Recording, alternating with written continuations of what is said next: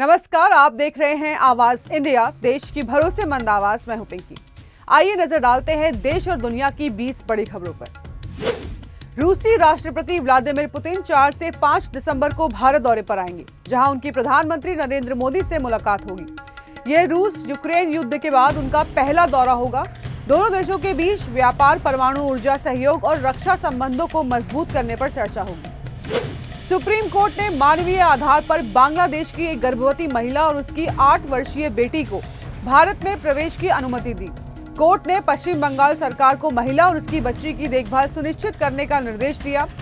बीरभूम के मुख्य चिकित्सा अधिकारी को गर्भवती महिला को सभी जरूरी उपचार देने को कहा गया है।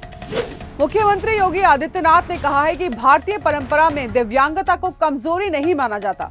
उन्होंने बताया है कि केंद्र और राज्य सरकारें मिलकर दिव्यांगजनों के लिए कई महत्वपूर्ण योजनाएं चला रही हैं। अक्सर परिवार में दिव्यांग बच्चों की उपेक्षा कर दी जाती है, जिससे वे मानसिक रूप से टूट जाते हैं। कांग्रेस नेता शशि थरूर ने संचार साथी ऐप को लेकर कहा, ये ऐप उपयोगी हो सकता है, लेकिन इसे अनिवार्य नहीं बनाया जाना चाहिए। उन्होंने कहा कि ऐप को डाउनलोड करना या न करना लोगों की व्यक्तिगत मर्जी होनी चाहिए। अगर सरकार इसे अनिवार्य करती है तो तर्क स्पष्ट रूप से जनता के सामने रखने चाहिए। सपा अध्यक्ष अखिलेश यादव ने कफ सिरप मामले को लेकर योगी सरकार पर साधा निशाना। उन्होंने कहा कि सरकार प्रदेश में वन डिस्ट्रिक्ट वन माफिया का मॉडल चला रही है। ये हजारों करोड़ का घोटाला है और बीजेपी पूर्वांचल की अर्थव्यवस्था के पीछे धकेल रही है। उन्होंने अपनी सरकार के कामों का उल्लेख करते हुए बीजेपी पर गंभीर आरोप लगाए हैं। जम्मू कश्मीर में वैष्णो देवी श्राइन बोर्ड के मेडिकल कॉलेज विवाद पर तनाव बढ़ गया है। संघर्ष समिति और सनातन धर्म सभा ने मुख्यमंत्री उमर अब्दुल्ला के बयानों पर नाराजगी जताई।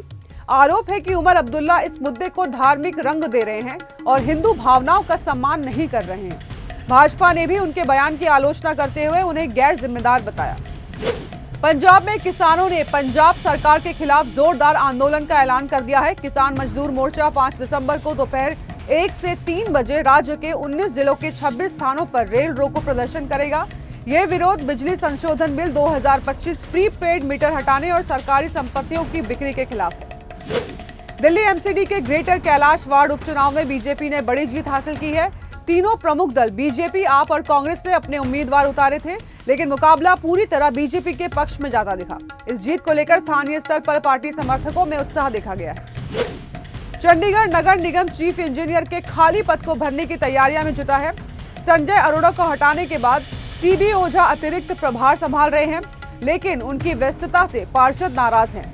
निगम ने अब प्रतिनियुक्ति पर नियुक्ति करने का फैसला लिया है। योग्य अधिकारियों से 21 दिनों के भीतर आवेदन मांगे गए हैं। राजस्थान के श्री गंगानगर में सैन्य अभ्यास के दौरान बड़ा हादसा हुआ। ये टैंक इंदिरा गांधी नहर में डूब गया। 2 सैनिकों में से एक को बचा लिया गया है, जबकि दूसरा पानी में फंसने से जान गंवा बैठा है। बाद में उसका शव बाहर निकाल लिया गया। हादसे के कारणों की जांच जारी है। उत्तराखंड में 15 दिसंबर से शराब कीमतों में बड़ी बढ़ोतरी होने जा रही है। सरकार ने नई आबकारी नीति 2025 से 2026 में शराब पर 12% वैट फिर से लागू करने का निर्णय लिया है। इससे हर बोतल की कीमत 40 से 100 रुपए तक बढ़ जाएगी। सरकार का तर्क है कि इससे राजस्व में सुधार होगा। वाराणसी गोरखपुर 4 लेन पर पुलिस और गो तस्करों के बीच मुठभेड़ हो गई है। पुलिस की घेराबंदी के दौरान तस्करों ने फायरिंग शुरू कर दी, जिसके बाद पुलिस ने जवाबी कार्रवाई की। इसमें एक तस्कर घायल हुआ है और 6 को गिरफ्तार कर लिया गया है। पुलिस ने बताया है कि उन्हें पहले से तस्करी की सूचना मिली थी। गुजरात के भावनगर में एक पैथोलॉजी लैब में अचानक भीषण आग लग गई। आग लगते ही कई मरीजों को सुरक्षित बाहर निकाला गया। आग का कारण अभी स्पष्ट नहीं है, लेकिन शुरुआती अनुमान के मुताबिक शॉर्ट सर्किट इसका कारण हो सकता है। दमकल विभाग मौके पर पहुंचकर आग बुझाने में जुटा है। शेयर बाजार लगातार चौथे दिन गिरावट में रहा। बीएसई सेंसेक्स 165 अंक गिरकर 84,972 पर पहुंच गया है। एनएसई निफ्टी भी 77 अंक टूटकर 25,954 पर आ गया है। भारत ने इजराइल से हेरॉन MK2 ड्रोन की अतिरिक्त खेप खरीदने का फैसला किया है। ये ड्रोन तीनों सेनाओं में शामिल किए जाएंगे।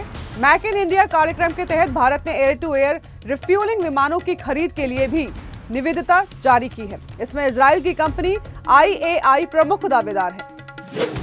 रूस यूक्रेन युद्ध खत्म होने के प्रयास में डोनाल्ड ट्रंप ने दूतों ने मास्को में पुतिन से मुलाकात की। 5 घंटे चली बैठक में कुछ बिंदुओं पर सहमति बनी, लेकिन डोनबास मुद्दे पर मतभेद बरकरार रहा, इसीलिए कोई औपचारिक समझौता नहीं हो सका है, लेकिन दोनों पक्षों ने बातचीत जारी रखने पर सहमति दी है।